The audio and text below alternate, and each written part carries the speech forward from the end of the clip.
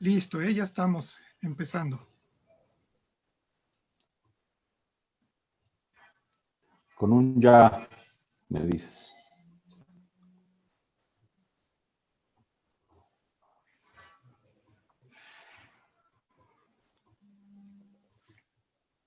Ya.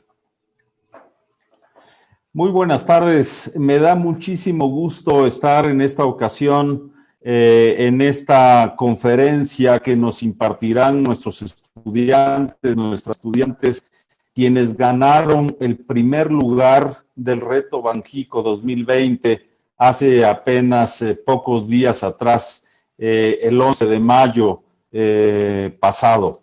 Realmente es un orgullo y un gusto genuino para la Facultad de Economía Completa tener este primer premio en nuestros estudiantes, porque eso quiere decir que como comunidad universitaria y como escuela formadora de economistas en el país, tenemos la gran oportunidad de seguir haciendo muy bien nuestro trabajo, de asumir con gran responsabilidad nuestra función de educar, formar a los economistas mexicanos, mexicanas, y en esta ocasión tenemos un fruto tangible en la mano que nos llena, como ya dije, de gran gusto y orgullo.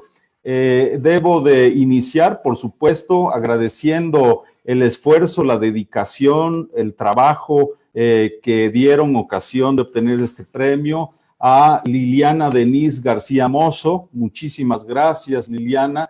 A Leslie Areli Vadillo Jiménez, también muchísimas gracias y felicidades. A Luis Micael García Damaso, igualmente a Eder Emanuel Jiménez Pacheco y también a Josafat Manuel Cereijo Reyes, estudiantes, ellas y ellos de nuestra Facultad de Economía de la UNAM, quienes son las y los ganadores del primer lugar Reto Banjico 2020. Igualmente, de verdad que estoy muy agradecido y contento con la participación responsable y eficaz del profesor Santiago Capraro Rodríguez, quien fungió como asesor directo de este grupo de extraordinarios estudiantes y que pues ni más ni menos que les acompañó durante muchas semanas de preparación, trabajo, selección, temática, estadística, énfasis analíticos, discusión conceptual, y de verdad que con profesores jóvenes como Santiago Capraro tenemos también la posibilidad de tener la convicción y la esperanza de seguir con esta buena ruta de la formación de muy buen nivel de nuestros economistas y nuestras economistas. De la misma manera, agradezco muchísimo la participación en este esfuerzo del profesor Clemente Ruiz Durán, quien desde hace muchos años, ya nos dirá cuántos, yo solamente lo refiero como una estimación que quizá me equivoque en ella, pero hace casi o más menos 12 años atrás, el profesor Clemente Ruiz Durán inició un trabajo extraordinario, sistemático, de vinculación de nuestra facultad con Banco de México a partir de un esfuerzo académico sensacional expresado en la Cátedra Banjico, y también colaboró de manera estrecha en el acompañamiento académico y la asesoría de estas estudiantes sensacionales que ahora nos impartirán su conferencia en breves minutos.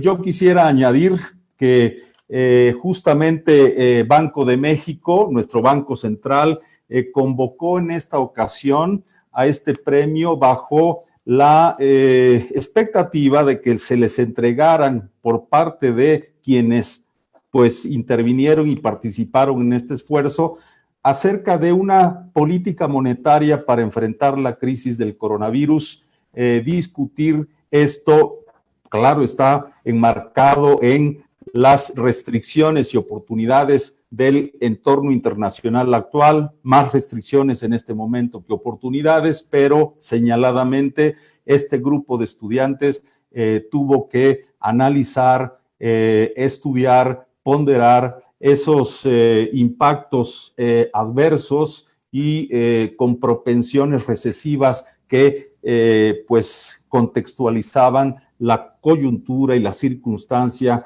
actual de la economía nacional, para pensar en una política monetaria que enfrentara con menor costo, con mayor éxito, esta difícil situación de la emergencia sanitaria por COVID-19.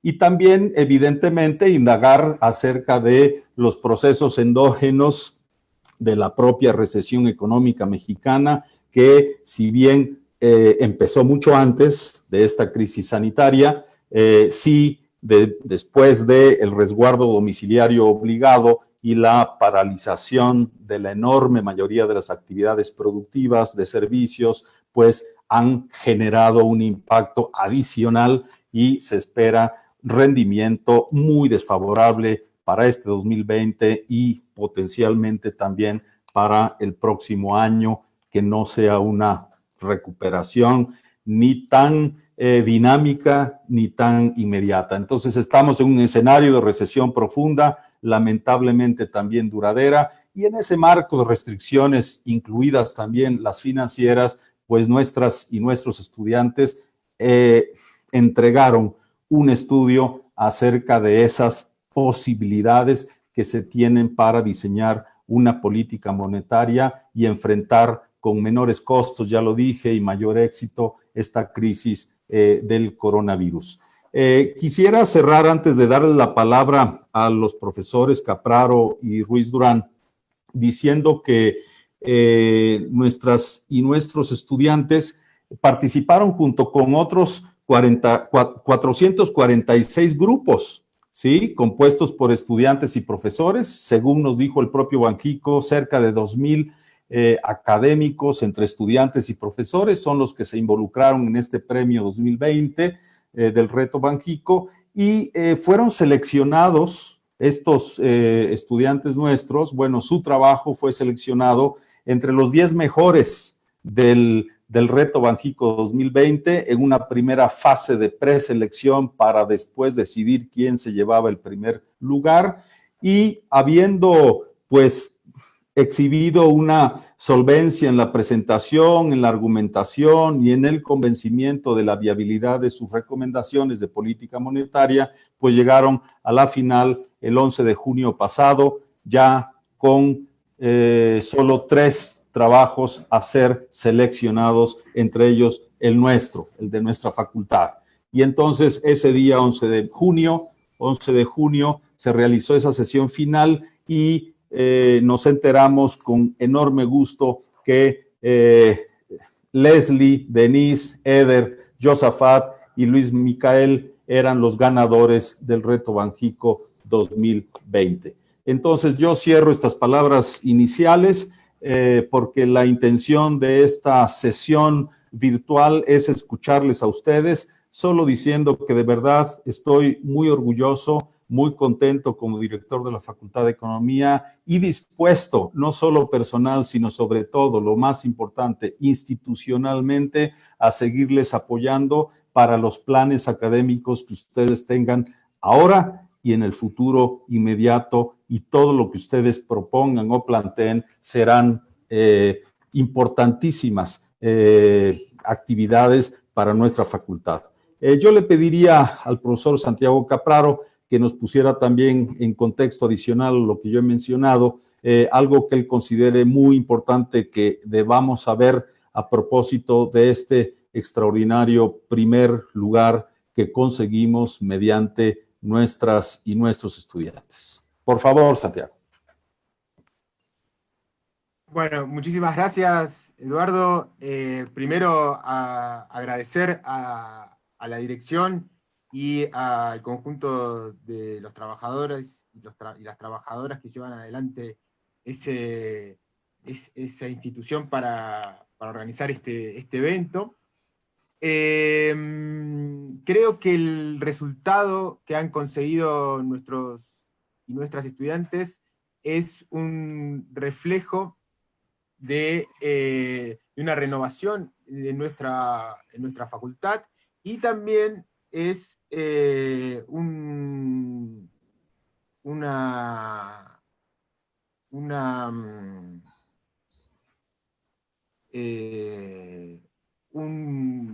logro que nos deja ver en particular de estos 5 alumnos, pero también de las nuevas generaciones de estudiantes que tenemos, que son personas con una gran curiosidad, con la posibilidad de generar razonamientos muy complejos y con un compromiso que emociona mucho verlo.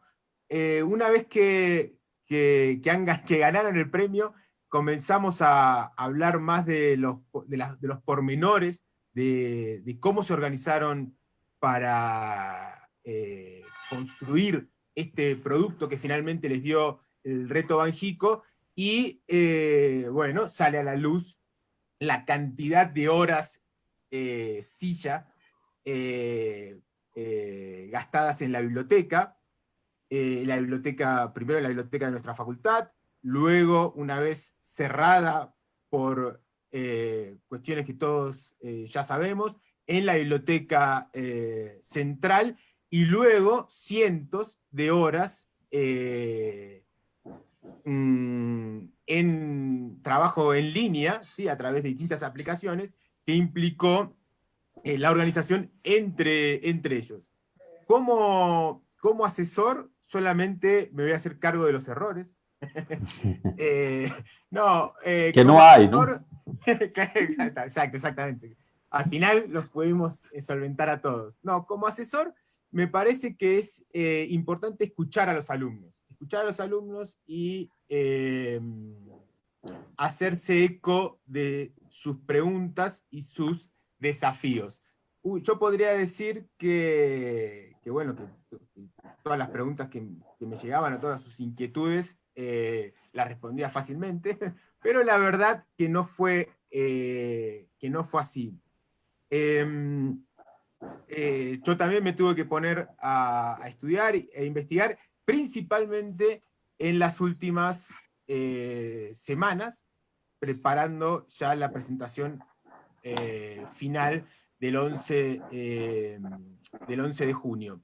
Y como bien decías, Eduardo, creo que este objetivo cumplido también refleja la tradición de nuestra facultad. Si, como vamos a ver a continuación, el ejercicio que hicieron nuestras alumnas implica un conocimiento de la coyuntura de la economía del país, pero también implica un conocimiento de la historia de nuestra economía, y además un conocimiento técnico muy robusto. Y en relación a esto, si en la ceremonia de presentación, al final de la ceremonia de presentación, el gobernador del Banco de México destacó esta cuestión. Destacó la calidad de la presentación y además destacó esta complejización del razonamiento de los estudiantes en términos de modelos econométricos, modelos teóricos y simulaciones.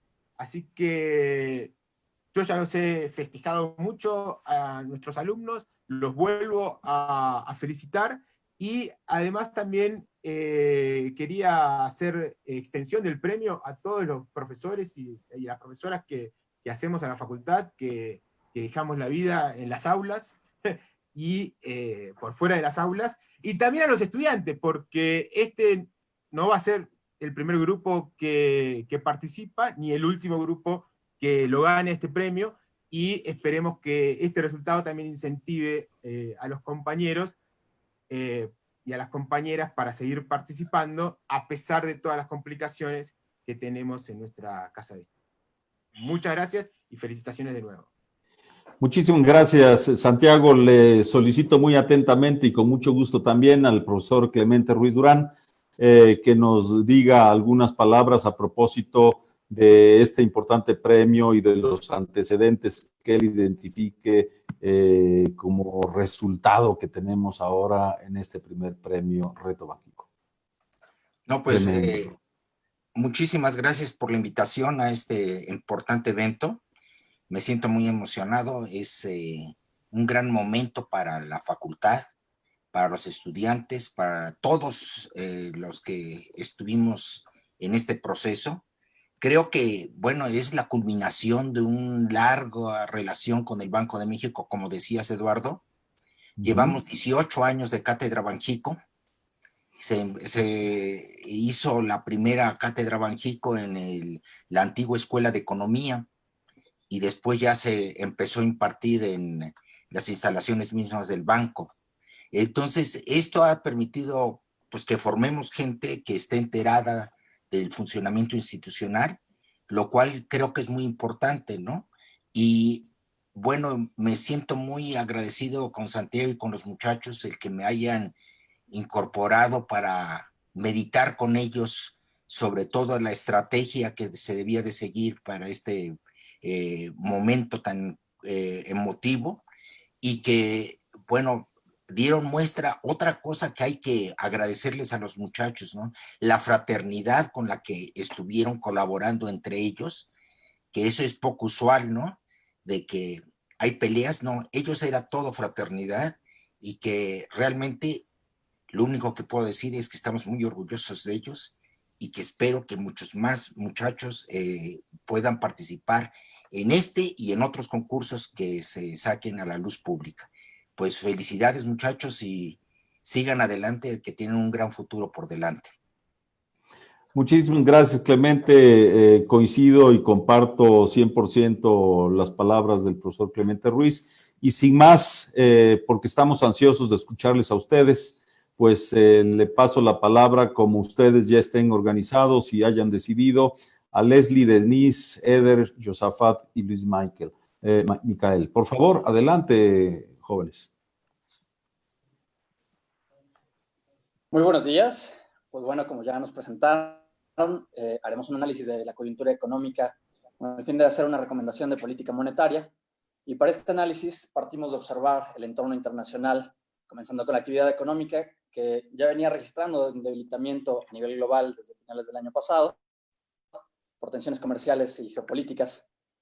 Y esta tendencia se intensifica drásticamente en el primer trimestre de 2020 por la pandemia de COVID.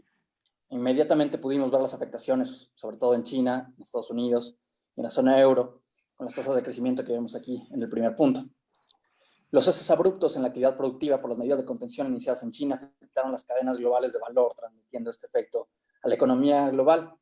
Y los PMI registraron mínimos históricos, como se puede observar en la segunda gráfica. Anterior generó que se dispararan las tasas de desempleo. En Estados Unidos se acumularon casi 40 millones de solicitudes de seguro de desempleo, en contraste con los 6 millones de la crisis del 2008.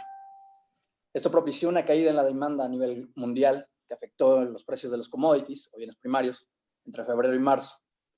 Aunado a lo anterior, con los desacuerdos de la OPEP, provocaron por primera vez en la historia precios negativos en los futuros de petróleo. Aunque las últimas semanas se observó una recuperación de los precios debido a nuevos acuerdos en la OPEP para recortar producción, en los mercados financieros también se verificó el bear market más rápido de la historia. El Standard & Poor's perdió 34% de su valor en un mes.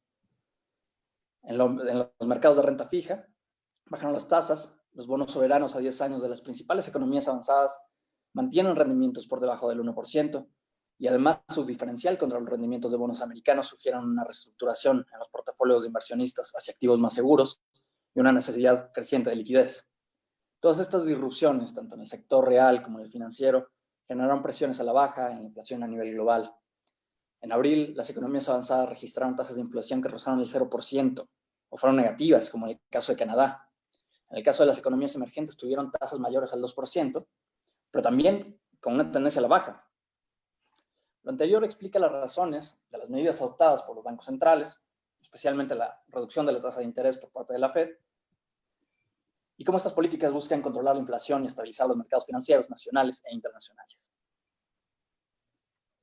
En el caso de México, la economía ha tenido que enfrentar choques de oferta y demanda que han ocasionado una caída en la producción.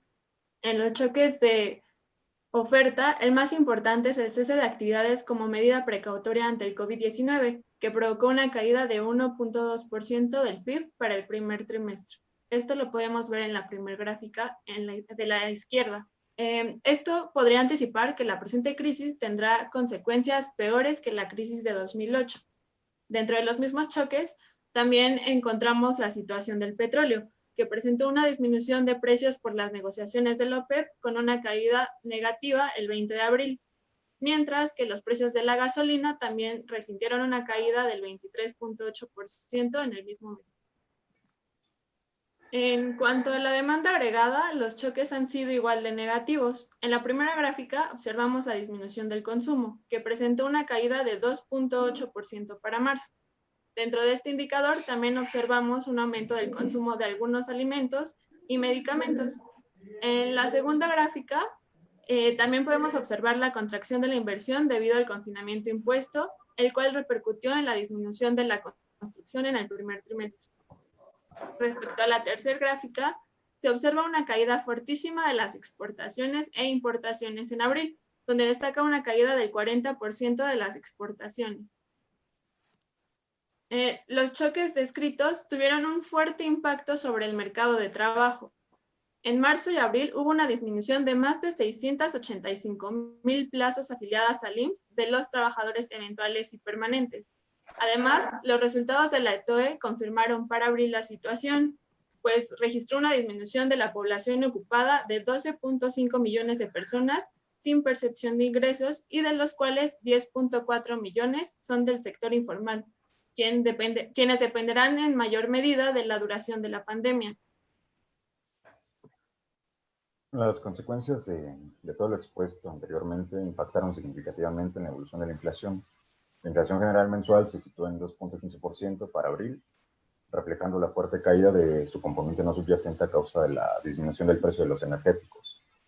Por su parte, la inflación subyacente presentó cambios en la demanda relativa por bienes y servicios, exhibiendo un aumento en el precio de las mercancías como los alimentos, bebidas y tabaco, y una disminución en mercancías no alimenticias.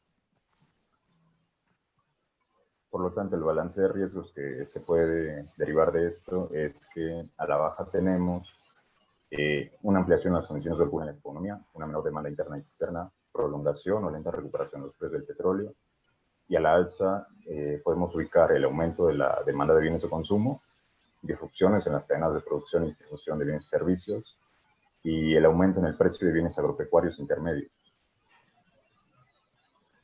Dado lo incierto que resulta el balance de riesgos sobre la inflación y con el fin de analizar el grado de holgura en la economía y su impacto sobre los precios, se estimaron diversas curvas de Phillips que incluyen un índice de holgura para los sectores que pueden tener incidencia sobre los precios. Estos son consumo, mercado de trabajo y mercado de fondos prestables. Las estimaciones de la inflación con los indicadores de consumo sugieren que para julio la inflación mensual anual podría situarse en 2.7%.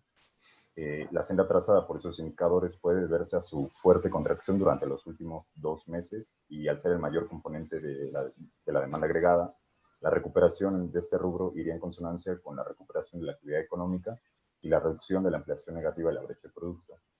En el caso de los indicadores del mercado, como se muestra en la gráfica del centro, el modelo prevé para julio una inflación mensual anual de 2.8%. El hecho de que esos indicadores muestren una inflación mayor que los de consumo sugiere una recuperación relativamente rápida del número de puestos de trabajo perdidos y la consecuente reducción en la tasa de desocupación. Finalmente, en la gráfica de la derecha, con los indicadores del mercado de fondos prestables, se presenta un escenario donde la inflación podría situarse en 3.1% y 3.6% para el segundo y tercer trimestre del año, respectivamente. Lo que estaría mostrando que ese mercado es el que menos sufrió las afectaciones de la pandemia y, a su vez, reflejando los efectos de las medidas llevadas a cabo por el Banco de México para proveer liquidez. Por otra parte, analizamos la estabilidad financiera, donde notamos que el incremento en la incertidumbre de la economía global, que derivó en un flight to quality, así como el deterioro de las perspectivas y expectativas económicas, tuvieron efectos directos e indirectos sobre la estabilidad financiera de México. Lo anterior, aunado a la reducción de la calificación de deuda soberana, propició un incremento en el ENBI de más de 4 puntos porcentuales entre febrero y marzo. Si bien en los últimos meses el índice se ha estabilizado, en el caso de México aún se mantiene por encima del de economías latinoamericanas comparables, lo que podría provocar que la estabilidad financiera cuente con una sensibilidad considerable ante cambios en la tasa de interés. En este sentido, al mismo tiempo que el riesgo país se incrementó, el tipo de cambio presentó una fortísima y rápida depreciación, perdiendo el 26% de su valor en tan solo 6 semanas entre febrero y abril. Sin embargo, la relativa estabilización de las condiciones externas, así como las medidas implementadas por el Banco de México y la Comisión de Cambios y el aumento de liquidez a nivel global, parecen haber influido en la estabilización del mercado cambiario mexicano durante mayo, por lo que el tipo de cambio registró una notable apreciación, de manera que las presiones inflacionarias por este medio y los riesgos para la estabilidad financiera podrían haberse reducido. Es importante mencionar que tanto la apreciación como la reducción del ENVI son relativos, puesto que permanecen por encima de sus niveles pre-COVID. Por lo tanto, siguen generando restricciones para el crédito, especialmente tomando en cuenta que durante el primer trimestre de 2020, las fuentes de recursos financieros internas y externas contribuyeron casi en la misma proporción a los flujos anuales totales. Estas restricciones afectan tanto al sector público como al sector privado, dado que el flujo anual del financiamiento al sector público fue equivalente al 5.5% del PIB, mientras que para el sector privado fue equivalente al 4.75% del PIB. Estos cambios en el ENVI y el tipo de cambio se vieron reflejados en el comportamiento de la curva de rendimientos. Después de haber presentado una pendiente negativa durante gran parte de 2019, la curva de rendimientos mexicana registró una rápida inclinación de su pendiente en febrero de 2020, debido casi exclusivamente a incrementos en los rendimientos de largo plazo como consecuencia del flight to quality. Durante abril y mayo, debido a los movimientos en las tasas de interés y las medidas implementadas por parte del Banco de México, así como la disminución en la incertidumbre tanto a nivel global como nacional, la curva presentó un desplazamiento, reduciendo los rendimientos para todos los plazos y, por lo tanto, las restricciones para el crédito. Como resultado de la incertidumbre en el entorno económico y financiero, expectativas de presiones a la baja en la inflación, ampliación de las condiciones de holgura nacional e internacional, entre otros, Banco de México ha optado por mantener una postura de política monetaria reduccionista a un nivel actual de 5.5 en el objetivo de la tasa de interés interbancaria. Esto bajo el objetivo principal de mantener la estabilidad de precios. Aunado a las reducciones en la tasa de interés, el 21 de abril se dio a conocer el paquete de medidas adicionales por Banco de México, un estímulo monetario que busca reducir el riesgo de iliquidez, el ordenamiento de los mercados financieros y cambiario e impulsar el crédito. Estas medidas en conjunto equivalen al 3.3% del PIB o bien un monto de 800,000 millones de pesos. Los resultados del modelo híbrido estructural nos permiten interpretar que, dado el alto valor de los componentes retrospectivos y prospectivos en las ecuaciones, el principal canal de transmisión de la política monetaria se da vía las expectativas. Los coeficientes en la regla de Taylor revelan una mayor aversión a las desviaciones de la brecha de inflación en comparación con la aversión a las desviaciones en la brecha del producto, reflejando el compromiso de Banco de México por mantener la estabilidad de precios. Es preferible un enfoque gradualista para los movimientos de la tasa de interés, pues con esto se logran reducir las desviaciones de la brecha de inflación, que se ajusta rápido por un mayor anclaje de las expectativas. Para poder tomar una decisión de política monetaria basada en el análisis de coyuntura y el modelo híbrido estructural, consideramos las proyecciones de la trayectoria del PIB del informe trimestral enero-marzo de 2020 para simular los posibles escenarios a los que se enfrenta la economía nacional. Se simularon como choques de demanda y se consideró a la tasa de interés nominal como la única herramienta de política monetaria. Obtuvimos los siguientes resultados. La simulación sugiere que los escenarios de tipo V profunda y U con un choque de 6 y 9 periodos sufran una desviación en la brecha del producto de hasta menos 27.27 y menos 27.58% respectivamente. El escenario tipo U, con una recuperación más prolongada, lograría el retorno de la brecha del producto a los niveles iniciales a diciembre de 2021. Cabe destacar que estos escenarios no toman en cuenta los efectos de la economía de la demanda de la economía estadounidense sobre el producto. Por otro lado, se espera que el escenario tipo V con un choque de 6 periodos tenga una desviación de la brecha del producto de hasta menos 13.82% y logre sacar por completo al choque de demanda para mayo de 2021. La desviación hacia terreno negativo de la brecha de inflación se da en los primeros 3 periodos después del choque de demanda en todos los escenarios, a niveles mínimos de 2.96 para el tipo V, 2.90 para el tipo V profunda y 2.88 en el tipo U. con un rango de variación en la tasa real ex ante de corto plazo de 1.66 a 1.96%. El ajuste se da rápido por el anclaje de las expectativas en la formación de precios. La tasa de interés nominal disminuye rápidamente durante los primeros 3 periodos para detener la caída en la inflación subyacente, y es hasta el quinto periodo que comienza a retornar al nivel de equilibrio, siendo que la tasa de interés nominal disminuye con menor profundidad en comparación con la inflación subyacente, da espacio para que una vez que se va desvaneciendo el shock inflacionario, la tasa de interés real puede estimular al producto principalmente vía las expectativas. Por último, simulamos un cuarto posible escenario basado en los pronósticos para la trayectoria del PIB por la OCDE, uno de los escenarios más pesimistas en el que se considera una segunda ola de contagios del COVID-19 para otoño e invierno, el escenario tipo W. La brecha del producto en el escenario tipo W alcanza una desviación estándar respecto a los valores de equilibrio de menos 13.82% en la primera fase y menos 11.46% para la segunda fase del choque de demanda, logrando recuperarse para abril de 2022.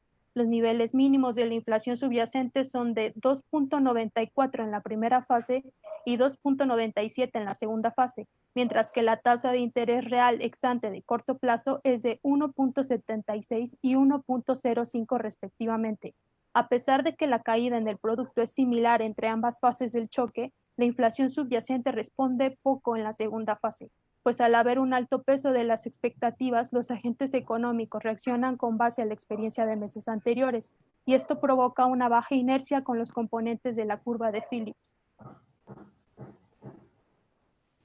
Con base en el análisis presentado y considerando los riesgos para la inflación y la estabilidad financiera, se recomienda reducir la tasa objetivo a 25 puntos base, a un nivel de 5.25%, en la próxima decisión de política monetaria del Banco de México, tomando en cuenta que el anclaje que tienen las expectativas para la inflación subyacente y la brecha de producto refleja la confianza y credibilidad que tiene la política monetaria. Una reducción de 25 puntos base nos parece óptima, dadas los resultados de los modelos estimados y el análisis de coyuntura económica, pues permite que la inflación subyacente se ajuste rápidamente y la brecha del producto incorpore las expectativas en la tasa de interés y el tipo de cambio, estimulando a la actividad económica.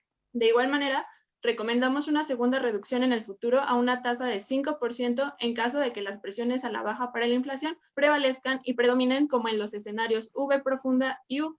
En caso contrario, presentándose un escenario similar al V, sugerimos mantener la tasa en 5.25 hasta que no se presenten presiones inflacionarias. Finalmente, consideramos que las medidas implementadas que tienen el fin de proveer liquidez, facilidades de crédito y el reordenamiento de los mercados financieros deberían permanecer como apoyo, dadas las restricciones que podría tener la tasa de interés para una mayor reducción en el futuro. Gracias.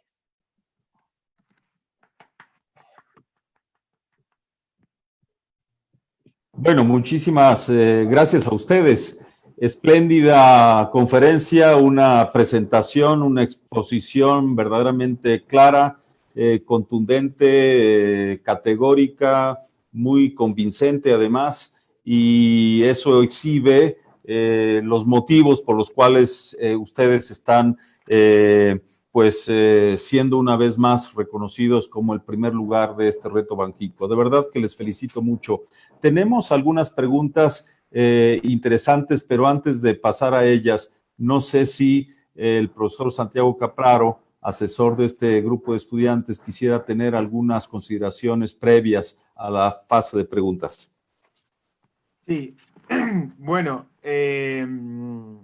primero destacar el problema que tuvieron nuestros alumnos en el sentido de que tuvieron que analizar una economía en tiempos extraordinarios. Es decir, ya este ejercicio es difícil de por sí, de tomar una decisión de política monetaria, pero lo tuvieron que hacer en este contexto en el cual vive la economía mexicana y el cual estábamos sufriendo. Y la verdad, después de observar los números, e incluso algunos números empeoraron desde que se hizo esta presentación, es muy complejo lo que está pasando en la economía nacional y muy triste.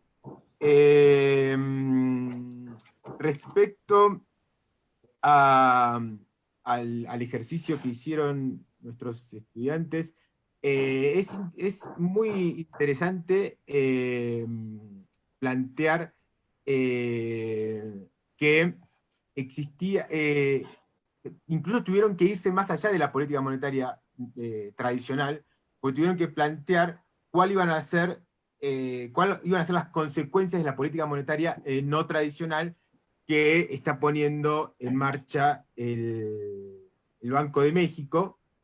Si bien esta política, o sea, si bien en la presentación no se indagó mucho sobre estas cuestiones, este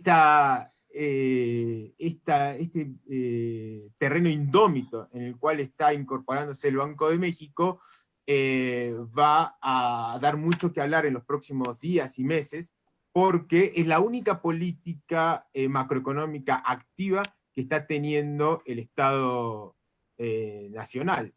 Y todavía Banco de México no nos ha informado sobre los efectos que esas políticas están teniendo en la economía. Esto es algo novedoso y esperemos realmente que tenga un impacto importante en la economía nacional, porque los escenarios cada vez son menos auspiciosos para nuestros ciudadanos, y principalmente el último escenario que nos mostraron, que tal vez sea el que se esté desarrollando en estos momentos, es realmente calamitoso para lo que nos espera en los próximos meses. Entonces, es interesante la decisión de política monetaria que finalmente proponen, y tengamos en cuenta que dentro de 20 minutos el propio Banco de México, ¿no?, va a tomar la próxima decisión. Vamos a ver cómo se desarrolla esta cuestión, pero lo que plantearon los estudiantes es que se baje la tasa de interés poco, ¿sí? 25 puntos base, y fíjense que en un momento aclaran de la presentación en un momento se aclara también que, dadas las circunstancias a nivel global de los mercados financieros, puede ser que estos tengan una alta respuesta ante variaciones en la tasa de interés. Por eso es interesante ir bajando la tasa de interés de forma prudente y no hacerlo de forma brusca. E incluso se propone una baja posterior de la tasa de interés en la próxima reunión de política monetaria, de acuerdo a cómo evolucione la inflación y el nivel de actividad económica. Y también destaco, que esto es importante y se habló con el equipo, que se mantengan las políticas adicionales que está practicando el Banco de México, anunciadas el 21 de abril. Y veremos qué consecuencias tienen estas políticas, porque es la primera vez que se desarrollan en México. Bueno, con este comentario quería nuevamente felicitarlos, y además a mí también me impresionó la profesionalidad con la cual llevaron adelante la presentación. O sea, no hay un segundo de más ni un segundo de menos, así que felicitaciones de nuevo. De verdad que sobresaliente la presentación de nuestros estudiantes. A ver, tenemos diferentes preguntas y muchas. Quisiera inicialmente plantearles tres que nos hacen llegar quienes nos están viendo. Por cierto, me informan que en este momento, pues, tenemos conectados a 324 personas que nos están viendo, lo cual me parece que en tiempo real es un muy buen número, y seguramente después de que hayamos concluido seguirá viéndose este video, porque estará disponible en nuestra página de la facultad, y lo subiremos a otras plataformas para tener una mayor difusión de lo que ustedes aquí han planteado. Las tres primeras preguntas que selecciono es porque son más de carácter informativo y operativo que nos hacen quienes nos siguen en esta transmisión. Y, por ejemplo, tienen curiosidad, tienen duda, quieren saber, porque también están muy bien impresionados con nosotros, quieren saber de qué semestre o semestres son ustedes, en qué semestre están estudiando. Es la primera pregunta. Les hago la segunda de una vez. Si tuvieron que realizar estudios adicionales o prepararse de alguna manera adicional a los cursos regulares que ya tomaron en el pasado, sea de macro, política monetaria, estadística, econometría, si tuvieron que realizar estudios adicionales para preparar este documento y su propia conferencia, sería la segunda pregunta. Y la tercera, ¿dónde se puede consultar el documento completo? Porque quieren leerlo con más calma. Ahí tenemos una conversación pendiente, Santiago, Clemente, hagámosla con Banco de México. No digamos, tenido noticias acerca de si Banco de México, además de entregar, por supuesto, este reconocimiento como primer premio, tiene alguna otra decisión para los trabajos que han seleccionado ellos. Y también de manera independiente, pues la facultad estaría más que dispuesta a difundir por diferentes vías el documento de ustedes. Entonces, resumiendo, ¿qué semestre o semestres cursan? ¿Qué estudios adicionales tuvieron que realizar, si es que así fue? Y 3, ¿dónde podemos consultar? Nos preguntan el documento completo. Por favor. Toma la pregunta. Bueno, quien quiera de ustedes contestar, por favor, deben de saber más en qué semestres están cada uno, cada una. Todos estamos en octavo semestre. Octavo. Sí, sí. Muy bien. Y sí, tuvimos que pues tomar lo que teníamos a la mano de recursos. Nos ayudó muchísimo la bibliografía que se da en la facultad, por lo menos hablando de manera personal. Todos los libros de econometría fueron fundamentales y de análisis de series de tiempo. Nos adelantamos, bueno, en mi caso nos adelantamos de repente un poquito a temas que habíamos empezado a ver, pero no habíamos profundizado en ellos. Entonces hizo falta darnos un clavado mucho más ambicioso en esos temas. Y, por supuesto, la bibliografía de macro que presenta la facultad también es bastante útil. Por supuesto que hubiéramos querido integrar algunos otros textos e hizo falta también, de repente, avanzar un poco más. A mí me sirvieron mucho los cursos que da la facultad de R. Tuvimos que profundizar también en cómo hacer uso para algunos modelos. También usamos Stata, para algunos también se usó MATLAB. Entonces, pues todo eso han sido cosas que hemos ido aprendiendo en la facultad y un poquito desde fuera. Hay algunos cursos también que han puesto algunos profesores de la facultad en internet y que están públicos y que también nos ayudaron a ver opciones para hacer este tipo de análisis. Y es la parte que podría comentar. Bueno, para ser más específicos en la bibliografía, la mayoría de nosotros hemos cursado todas las macros y monetaria con el profesor Santiago. Entonces el libro de cabecera es el de Wendy Carlin y David Soskis, Macroeconomía. Ese es el de cabecera desde que empezamos a estudiar, desde que metimos el curso de macro 1. Después, como no sabíamos ciertos temas, no sabíamos trabajar con series de tiempo, empezamos a buscar bibliografía. Sin embargo, la bibliografía a veces es muy intrincada en la cuestión matemática. Entonces nos fuimos a foros de internet, hicimos uso de todos los recursos que teníamos. Foros de internet para obtener los códigos de R, también tenían fallas porque se tenían que actualizar los paquetes. Todos los informes trimestrales desde 2016, porque incluso de ahí sacamos algunos modelos. De hecho, los modelos que presentamos los sacamos de ahí.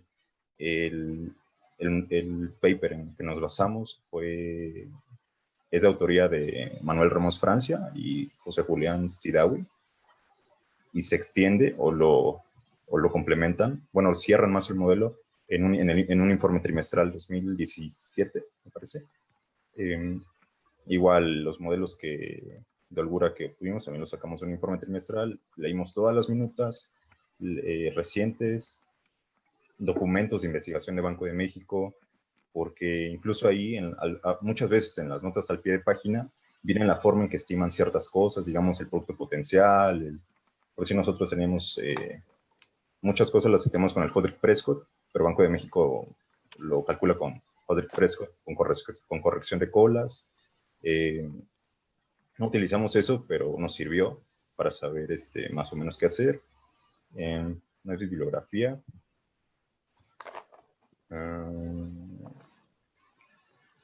Creo que básicamente utilizamos esa bibliografía y apoyándonos de internet, muchas veces con videos de YouTube, porque al menos en la parte de componentes principales no sabíamos ni qué era, ¿no? Entonces ya buscando en foros y buscando tutoriales, pues sacamos nos dimos una idea de cómo hacerle y cómo seguir el caminito. Entonces, la bibliografía fue extensa, como ya mencionó el compañero, fue la que hemos visto en los cursos de la facultad, específicamente con los del profesor Santiago, y minutas y estar al pendiente de todo lo que publica Banxico. Igual, bueno, algo que en lo que hemos tenido como cierto consenso es que de repente es importante consultar las fuentes directas. Por ejemplo, de repente salen noticias de lo que está pasando, de que el FMI dijo tal cosa, de que Banco de México dijo tal cosa. Entonces, de repente es muy útil, o sea, no solo para un trabajo como este, ¿no? Sino en general, como en nuestra formación, consultar esas fuentes, meternos a la página del FMI y ver sus reportes, meterse inclusive a la página de la FED, del Banco de Inglaterra, del Banco Central Europeo, o sea, consultar directamente esas fuentes, ver sus informes, ver sus reportes, ver sus comunicados de prensa, y eso de repente es bastante útil para entender a lo mejor un poco más a detalle qué es lo que está pasando, qué es lo que están haciendo, por qué se tomó cierta decisión, por qué se está, por ejemplo, reduciendo el pronóstico de crecimiento. Todo ese tipo de cosas es bastante útil consultar esas fuentes directas. También otra cosa que se nos complicó demasiado es que, o sea, ya teníamos los modelos estimados para cuando se entregó en primer lugar el trabajo, ¿no? Pero después empezó a generar toda la información del COVID y después supimos que ya éramos semifinalistas, después finalistas y tratamos de incorporar todo eso a los modelos. Entonces, lo que tuvimos que aprender a usar fue Dinare, MATLAB, que era tomar el modelo que ya se había estimado y simular los choques, ¿no? Entonces, hay una como tendencia, por decirlo así, de este tipo de ejercicios econométricos, donde son modelos de equilibrio general estocásticos, ¿no? Entonces, no teníamos ni idea cómo hacerlo, no teníamos ni idea qué significaba. Y también, afortunadamente, la licencia está gratis por parte de la UNAM. Lo descargamos hace como un mes, creo, y ya está a punto de expirar, pero al menos nos dejó trabajar. Y entonces era trabajar con la econometría que ya se había hecho al principio y después simularlo. Y ahí fue donde nos dimos cuenta qué era lo que nos estaba diciendo realmente los coeficientes, cómo se iban a ver la trayectoria de las variables con esos coeficientes ante el choque que estábamos simulando, ¿no? En el documento que se está trabajando incluso se están incorporando otro tipo de choques como el tipo de cambio, así. Entonces, que ya no son de demanda. Ese tipo de ejercicios fueron bien complicados porque no, la verdad, no teníamos conocimiento de nada de eso. Pero pues aquí está el trabajo ya final, ¿no? Y bueno, nada más para agregar lo que dice Denise, aparte de, pues, de las complicaciones que hubo respecto a los programas estadísticos, pues también, como lo mencionamos, fue muy complicado también dar una decisión en el contexto en el que nos encontramos. Y pues por eso mismo fue esencial estar siempre al pendiente de las noticias. Y bueno, específicamente los escenarios que presentamos son del último informe trimestral. Si se dieron cuenta, no hay como una única decisión de política monetaria, sino que intentamos adecuarlas al último informe que también presenta estos mismos escenarios, con la excepción del escenario tipo W. Entonces también pues fue muy importante estar al pendiente e incorporar pues la nueva información y digamos que los comentarios de, por ejemplo, de los gobernadores a la presentación para pues también que no haya como diferencias dentro de los comentarios o dentro de la decisión. Sí, y solo agregar una cosa en cuanto al tiempo que le dedicamos, y es que fue difícil y fue complejo. Si no hubiese sido por la pandemia y que estuvimos un buen rato sin clases, no hubiésemos acabado el trabajo, porque gracias a eso, bueno, fue las ventajas que tiene la pandemia, que tuvo todo esto, que podíamos dedicarle, o sea, casi 16, 17 hasta... Sí, sí le dedicamos muchas horas, sobre todo ya en las últimas 2 semanas. Entonces requiere de mucho, mucho tiempo, y en una situación normal, digamos, de clases, yo creo que tal vez hubiese sido más difícil o tal vez no lo hubiésemos acabado. Pero el punto es que requiere mucho tiempo. O sea, si se va a intentar hacer el reto Banxico bien, requiere mucho, mucho tiempo, porque son horas de lectura, horas de buscar información, la frustración de que no salen los modelos y que se tienen que corregir. Entonces, sí, se requiere bastante tiempo. ¿Y dónde encontramos el documento, el trabajo? ¿Dónde lo pueden consultar quienes nos están viendo? El documento por ahorita, bueno, lo publica regularmente Banxico, pero por ejemplo el de 2019 todavía no o sea, cuando consultamos los trabajos ganadores anteriores todavía no estaba, ¿no?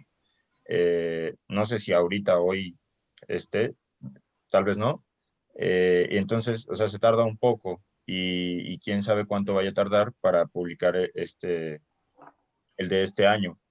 Pero bueno, justo se está viendo la posibilidad de que se publique por parte de la facultad, ¿no? Claro, de acuerdo. Sí, sin evidentemente rivalizar con ningún criterio de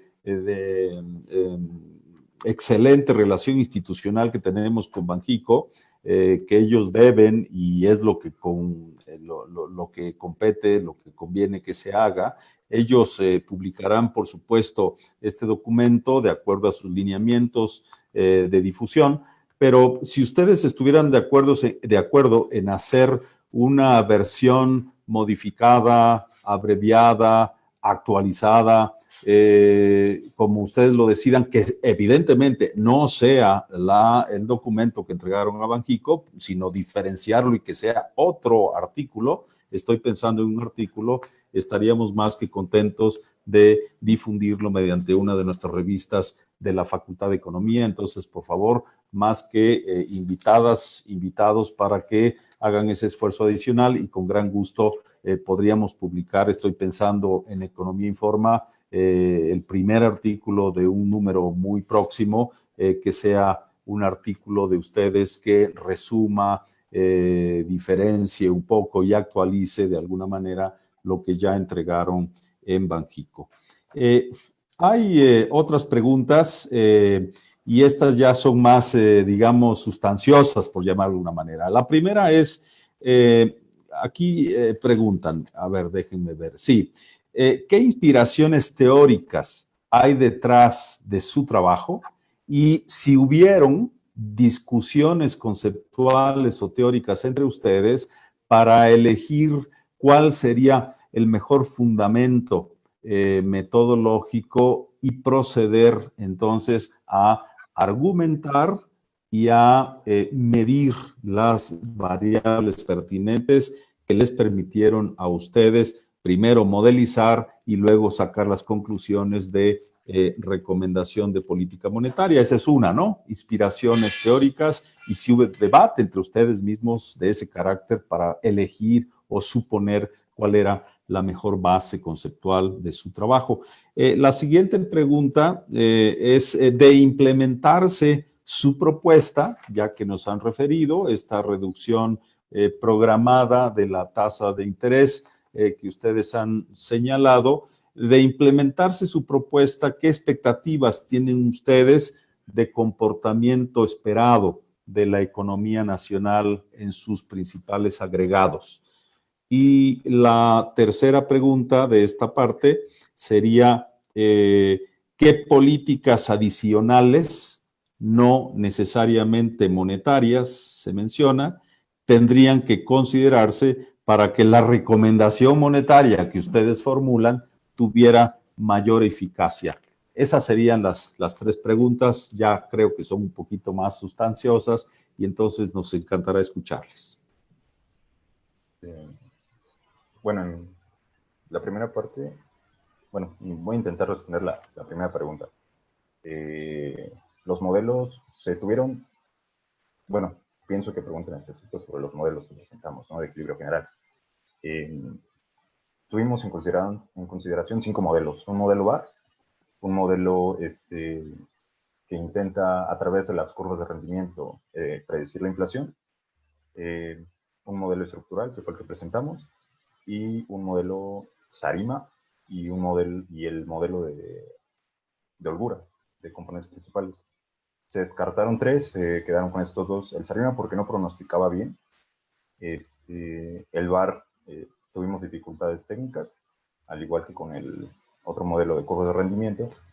Y al final los esfuerzos se enfocaron en el modelo de equilibrio general, una porque es un modelo estructural y creíamos que, dado los choques que se estaba viviendo fue en marzo, un modelo así podía capturar mejor la información de todos estos choques y posteriormente hacer una simulación, porque hay más variables interactuando, ¿no?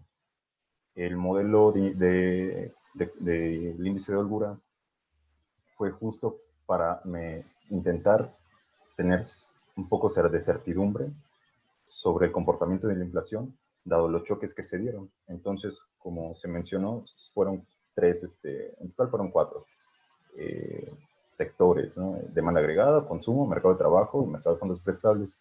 En este caso incluimos el de consumo y el mercado de trabajo porque fueron los más afectados por la pandemia y creímos que estos sectores podían tener incidencia sobre la inflación. Para eso, Banxico ya había hecho test de causalidad en el sentido de Granger para que estas variables, digamos la tasa de desempleo o los costos unitarios, en el caso del mercado de trabajo, tuvieran incidencia sobre la inflación, al igual que algunas variables como el mercado de fondos prestables, que son los agregados monetarios, algunos activos financieros, que presentaron, que resultaron que causaban a la inflación. Entonces, al final, esos fueron como los criterios. Sí hubo discusión sobre qué meter y qué no meter, qué le podía agradar a Banxico o qué no, si le iba a gustar la crítica o no. Al final, creo que no nos vimos tan críticos. Decidimos no meter muchas cosas. Por decir, mi compañera Denise había encontrado unos valores sobre la tasa de interés neutral, pero no se quiso meter, como en tantos líos. También se pensó en incluir una gráfica del crédito interno neto, o incluso la hoja del Banco Central para ver si estaba haciendo QE o no, o para ver si las medidas implementadas por Banco de México para inyectar liquidez estaban funcionando. Sin embargo, no nos quisimos meter en eso, como que nos trabajamos sobre una misma línea de no ser tan críticos, y al final ese fue el resultado. Pero sí hubo mucha discusión de fondo sobre qué meter, qué no meter, qué enfoque darle al trabajo, y al final ese fue el resultado. Igual, un poco en esta parte de las inspiraciones teóricas, este modelo estructural es, o sea, a lo mejor como, o sea, se le conoce como el modelo de tres ecuaciones, ¿no? O la base es el modelo de tres ecuaciones, que son modelos nuevo keynesianos, que tienen como distintas variables. Banco de México lo presentó en un informe trimestral, justamente. También el de Ramos Francia, que fue en el que nos basamos, fue por parte del BIS, o sea, lo publicó con el BIS. Y donde vimos justamente como esta dinámica de cómo funciona, de cómo se comportan las variables, de cómo responde una a otra, toda esta cuestión teórica, fue justamente en el libro que menciona Damaso, que se llama Macroeconomics, y es justamente de Carlin y Soskis. Ahí está como muy, muy bien explicado todo. Y de bueno, por la parte teórica, esa es una muy buena base, como a los compañeros que les interese un poco más adentrarse en este tipo de modelos, pues pueden consultar ese libro. Y la tercera pregunta era de qué medidas adicionales podría haber, ¿no? Pues algo como en lo que hubo consenso, que no mencionamos en la presentación, porque tal vez pues no, o sea, sale de la competencia de Banco de México, de lo que le compete, pero es justamente la política fiscal, ¿no? Creemos que una política fiscal sí sería muy importante para sacar adelante la economía como complemento a la política monetaria, y un poco la idea es que 1 más 1 da igual a 3, ¿no? En este contexto, en esta situación, porque la política monetaria y la política fiscal a lo mejor por separado tendrían un cierto efecto, pero una vez que se conjuntan, pueden tener un efecto aún mayor sobre la economía, ¿no? Un efecto positivo, evidentemente. Eh, y sí, quizá mis compañeros quisieran comentar un poco más sobre esto, justamente. Bueno, abordando la primera pregunta, pues como llevamos varios cursos con el profesor Capraro, pues como que no hubo tanto debate en ese sentido porque ya tenemos como una formación en esa corriente, ¿no? Con modelos neokeynesianos. El problema sí fue a lo mejor a la hora de las simulaciones, porque pues ese tipo de modelos asumen que el estado estacionario es permanente. Entonces, en este sentido, los cambios a lo largo del tiempo, tanto en la economía internacional o nacional, en el modelo, pues no se ven mucho, ¿no? Por un lado. Por otro lado, sentimos que fue la mejor decisión abordar un modelo estructural también para saber cómo, qué efectos tiene la política monetaria, o sea, cuál es el papel institucional de Banco de México en este sentido, mirando hacia atrás y mirando hacia adelante, ¿no? Cómo las decisiones de política monetaria influyen en las expectativas que tienen los agentes económicos. Luego, la segunda pregunta del comportamiento de las variables. Lo que pudimos ver en las simulaciones es que la inflación responde rápidamente porque el peso que tienen las expectativas, tanto hacia atrás como hacia adelante, está bien anclada. Entonces, responde rápidamente y eso tal vez se puede ejemplificar un poquito con lo que el último dato que tuvimos en esta semana. Se esperaba un nivel de 3.05 y la inflación repuntó a 3.17, se recuperó rápidamente, ¿no? Tal vez en ese sentido podemos ejemplificarlo. Sin embargo, las demás variables macroeconómicas van a tardar en ajustarse, en regresar a los valores iniciales, ¿no? Entonces, la recuperación va a ser tardada. En el peor de los casos, teniendo un escenario W, se llevaría hasta el 2022 esa recuperación. Y también depende muchísimo de cómo se vaya recuperando la economía global. Lo mencionamos en el modelo, en las simulaciones no se está incorporando la demanda de la economía estadounidense. Tenemos ya el TEMEC en puerta, pero pues todo depende de cómo se vaya mejorando tanto la economía global como esta situación de la pandemia, ¿no? Y por último, lo de las medidas adicionales fue una pregunta que de hecho nos dijeron en la sesión de preguntas que decíamos que tenían que fortalecerse y vigilarse esas medidas. ¿Hacia qué sentido?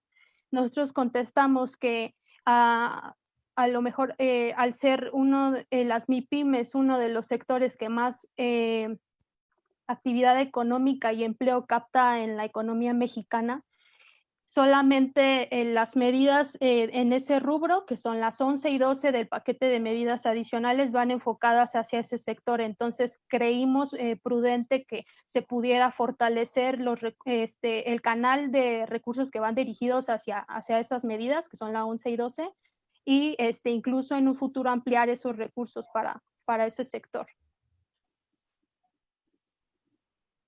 De hecho, dentro de la misma discusión sobre las medidas adicionales, también discutimos mucho la idea de si meter a la presentación que el Banco de México tiene que utilizar el Forward Guidance para pues continuar regulando la inflación. Esto también pues ya no lo metimos en la presentación porque por falta también de tiempo y de espacio. Y bueno, yo considero que dentro de las discusiones más importantes que tuvimos fue valorar qué tipo de escenario era el que nosotros considerábamos como más apto, que definiríamos como el más posible que sucediera. Y de hecho también fue parte de las preguntas, nos hicieron como intentar decir qué escenario iba a ser el que ocurriría en México. Sin embargo, no pudimos ponernos de acuerdo. Al final creo que cada uno tiene una decisión diferente o una visión diferente de lo que va a ocurrir en la economía. Entonces es por eso también que decidimos poner como todos los escenarios para mostrar de mejor forma cuáles eran las diferencias entre cada uno.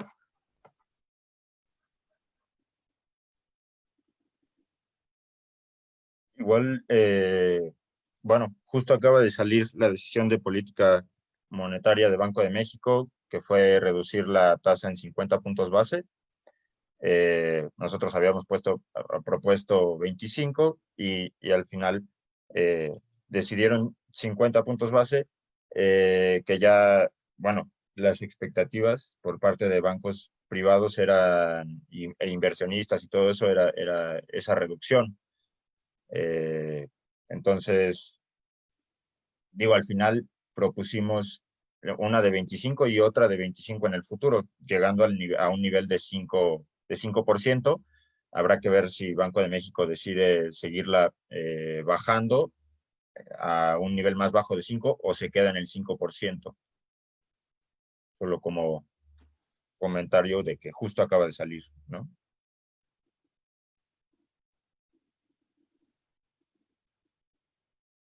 Claro, es probable que Banco de México haya esperado a esta conferencia para ponderar sus decisiones, ¿no? Lo digo en broma, pero me da muchísimo gusto que en efecto estemos escuchándoles a ustedes la argumentación sofisticada, técnica y razonada acerca de lo que debe de hacer nuestro Banco Central para encarar esta situación tan difícil por la cual estamos cruzando a nivel de la economía nacional. Hay una pregunta adicional que justamente tiene que ver con lo que ustedes ya están refiriendo ahora hacia el final de alguna de sus respuestas. Y tal vez convenga, dado que lo están preguntando al menos dos de quienes nos están viendo, dos personas, este asunto estrictamente ligado a los diferentes escenarios previsibles de la recuperación, sí, ahora ya sabemos, gracias a la noticia que nos acaba de dar Josafat, ¿no? Que qué bueno que esté conectado simultáneamente revisando las novedades de Banco de México, pero gracias a esa noticia que nos está dando de la reducción de tasa de interés de 5 puntos. Entonces, a ver, la pregunta que nos están haciendo es, ¿cuáles serían dentro de los escenarios que ustedes consideraron el W, el B, básicamente, y el de U, digamos? Hay el otro, por ejemplo, que más ha difundido en semanas recientes la propia Secretaría de Hacienda también, que no es ni U, ni B, ni W, ni L, sino una palomita de una recuperación pues relativamente próxima, pero muy lenta.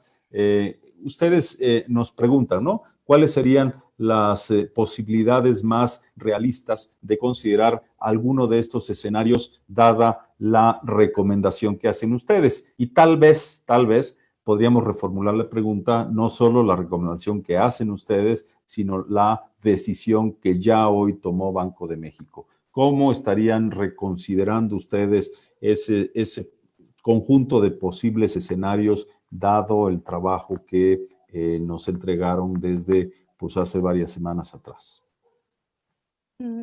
Pues no estamos seguros de qué escenario sea más posible. Digo, al principio de los choques, tan solo el escenario V y el W se ven iguales, tienen la misma trayectoria. Incluso el V profunda, no sé si puedan poner tantito las gráficas, se ven muy, muy iguales, ¿no?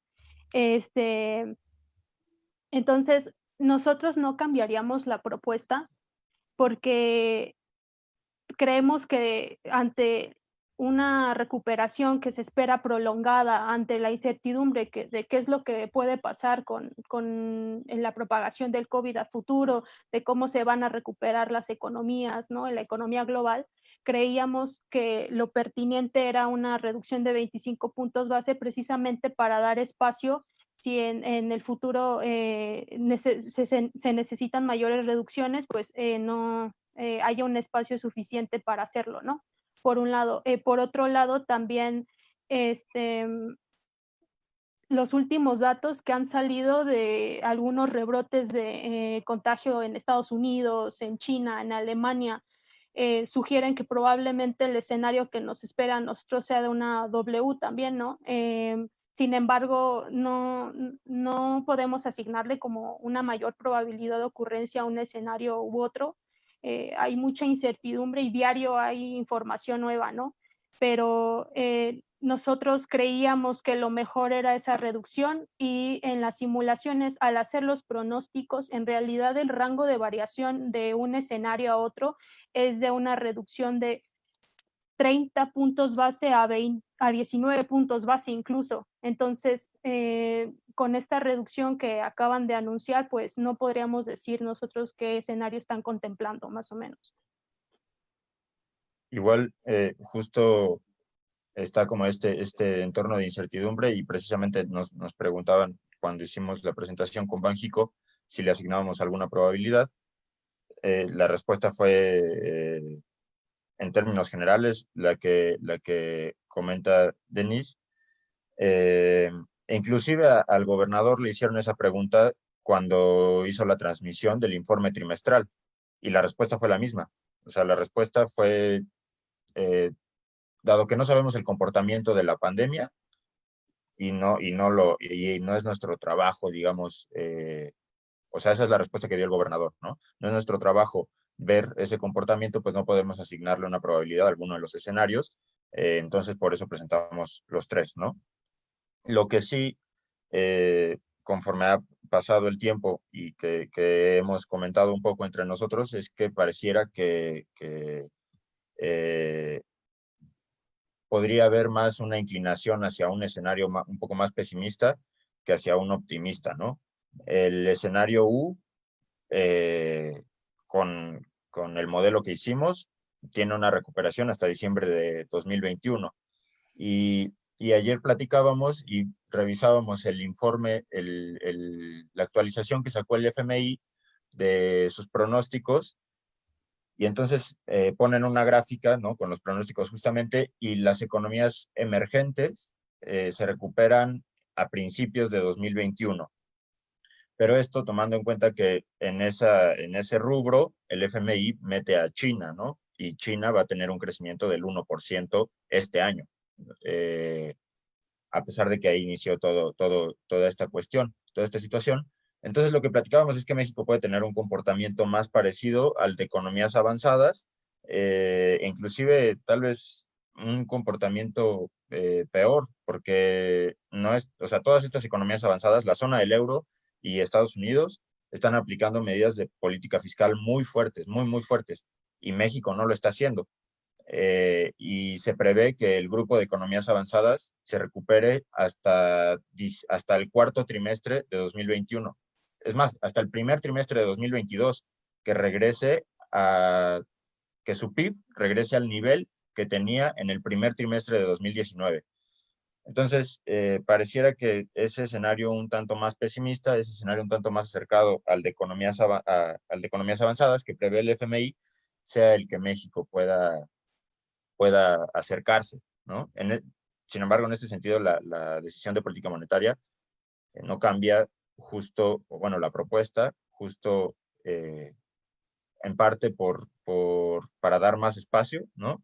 Y en parte también por la estabilidad financiera, que se puede poner en riesgo, tomando en cuenta, por ejemplo, el alto nivel en el que prevalece el ENBI, la volatilidad del tipo de cambio que se ha observado y diversas cuestiones similares.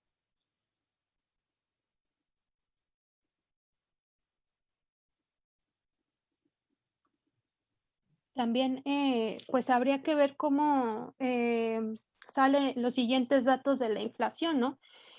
Algo que encontramos muy bien en el modelo es que el peso que tienen las expectativas, tanto, o sea, en cualquiera de las ecuaciones es alto, ¿no? Eso refleja también la credibilidad que tiene la política monetaria de Banco de México. Entonces, encontramos una presentación que hacía Jonathan Heath en enero, antes de que sucediera toda esta situación de la pandemia, donde ya planteaban el forward guidance, ¿no?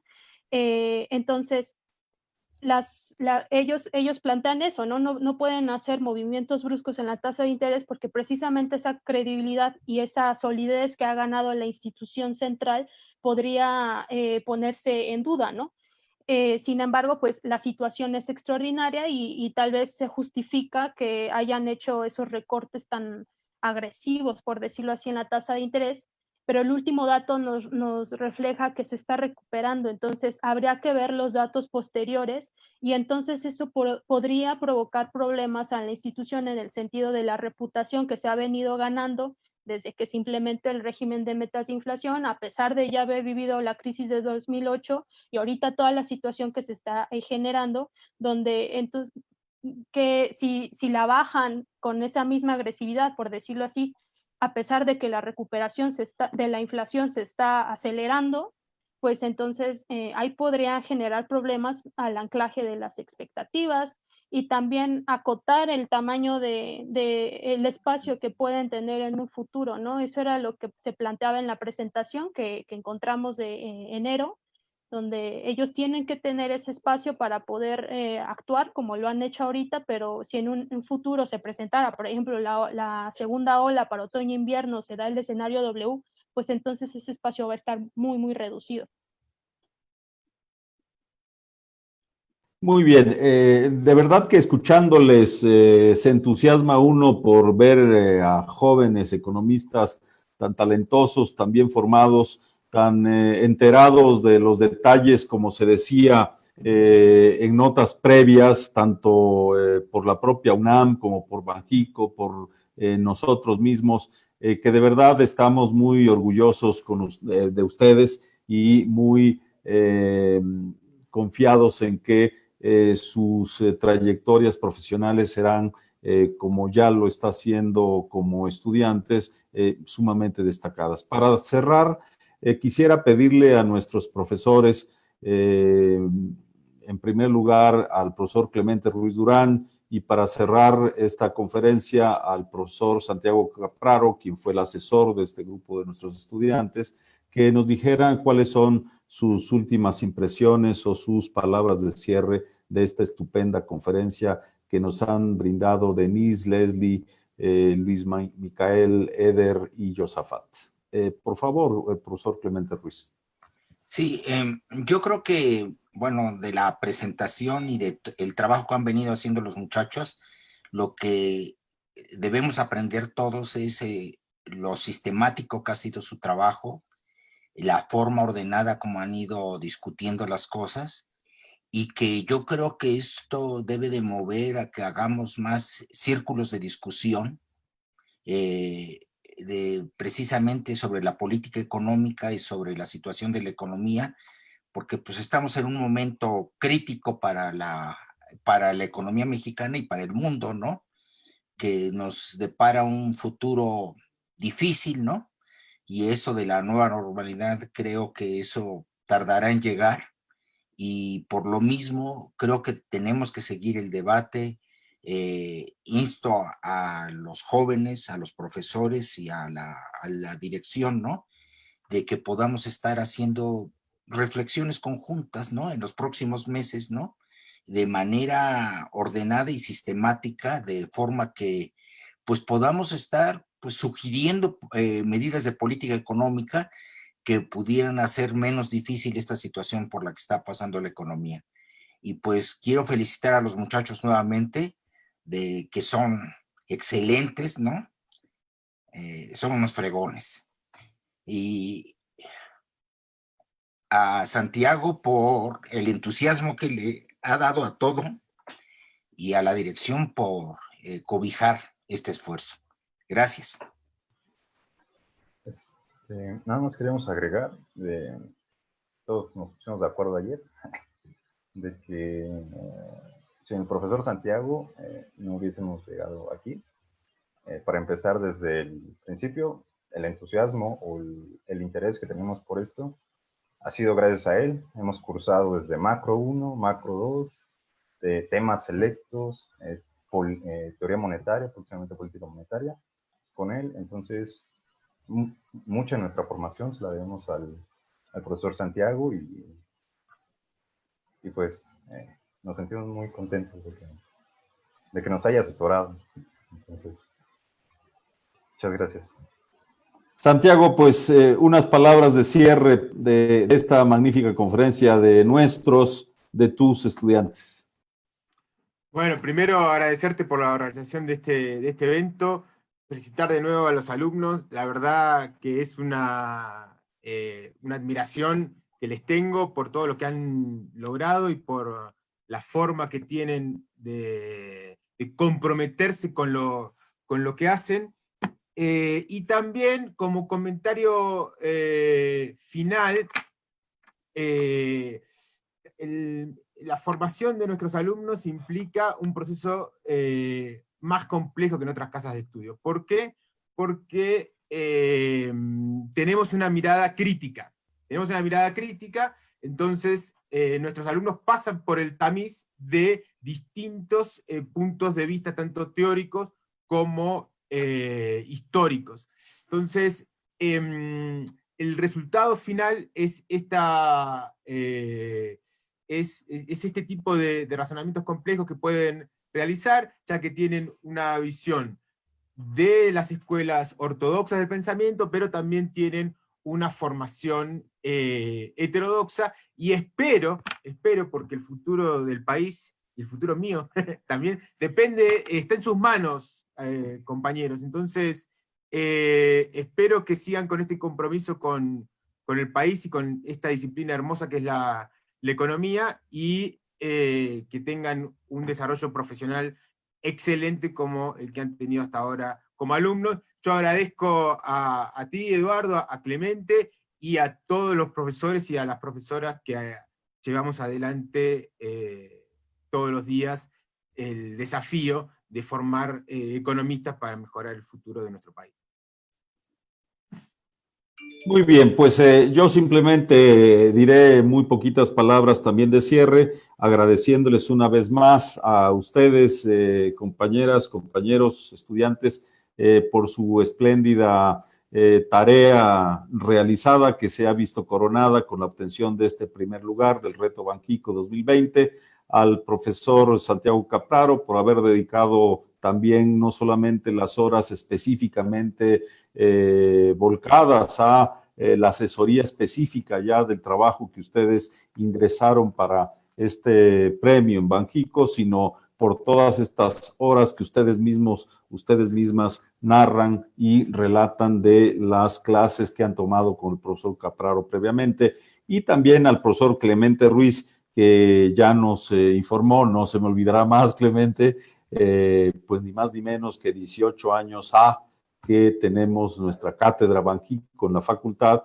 y que el profesor Clemente Ruiz año con año prepara aproximadamente, digo es variable, pero más o menos 90 estudiantes aproximadamente, para que en las instalaciones del propio banco, ya nos decía que inicialmente fue en nuestra antigua escuela de economía, pero yo le he acompañado en varias ocasiones a la sesión inaugural en instalaciones del propio Banco de México, y en el auditorio de ese establecimiento sensacional, pues hay aproximadamente entre 85, 90, a veces un poquito más de nuestros estudiantes, pues van a enterarse de primera mano cómo se diseña, cómo se modeliza, cómo se toman las decisiones acerca de política monetaria, política contra la inflación, decisiones que influyen de manera directa las expectativas cambiarias, la política crediticia, y entonces la verdad que todo ese esfuerzo,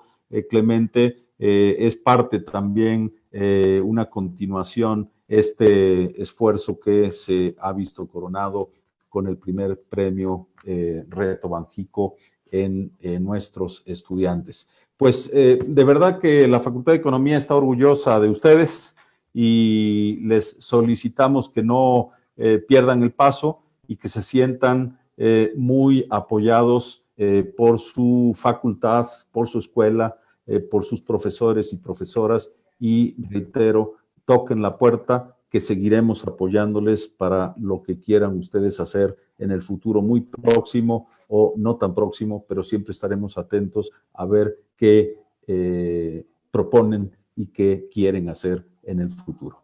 Muchísimas gracias a todas y a todos quienes nos han visto. Tenemos el registro, en efecto, ya dije hace un rato atrás, en aquel momento eran 324, ya nos dirán si hubo un pico adicional de visitas y de quienes nos vieron por este medio, y de cualquier forma, como estaremos promoviendo también esta conferencia entre nuestras y nuestros estudiantes, pues esperemos que sea aún más visto y tenga mayor influencia.